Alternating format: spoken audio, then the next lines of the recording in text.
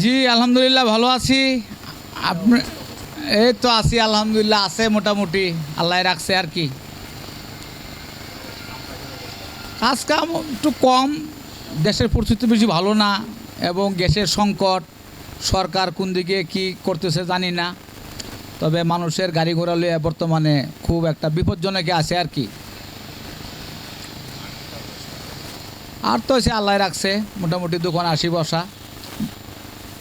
আপনি যেরকম দোয়া করছেন এবং আমার বাইপাস শাখার সদস্য এবং জেলার নেতৃবৃন্দ সকল শাখার সদস্য যেভাবে দোয়া করতেছে, আছি আলহামদুলিল্লাহ ভালো।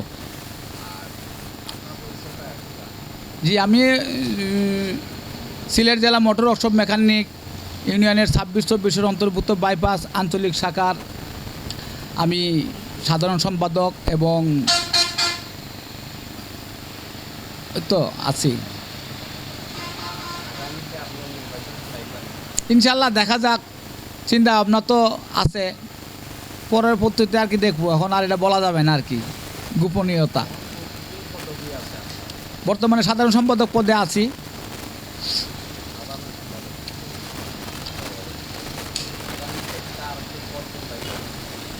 এটা এখন বলা যাবে না, এটা তো অনেক কথা না রে ভাই, এটা আসুক, সময় আসলে আর পরে আর কি দেখা যাবে আর কি।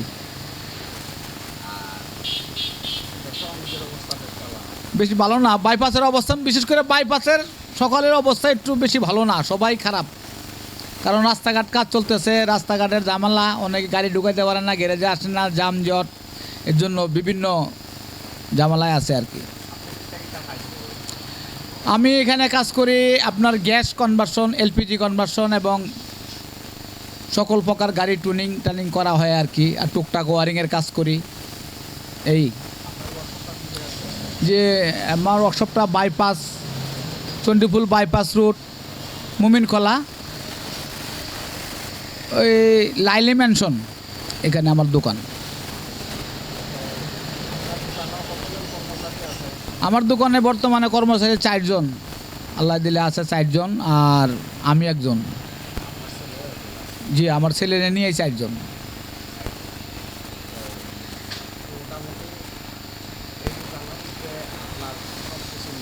সব কিছু নির্ভর এই দোকানের উপরেই সব। আমার ভাই কোনো আর জমিদারি নাই, এটাই আমার জমিদারি।